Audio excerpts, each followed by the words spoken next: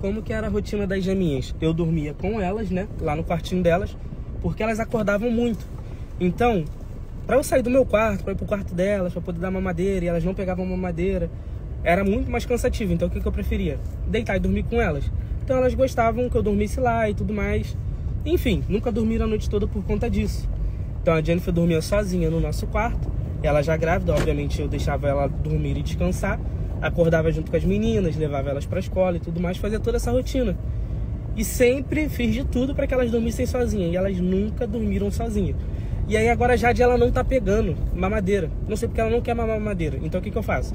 Deito junto com a Jennifer para dormir, com a Jade do berço do lado. E quando ela acorda, eu nino, faço de tudo para ela voltar a dormir. Ela volta a dormir.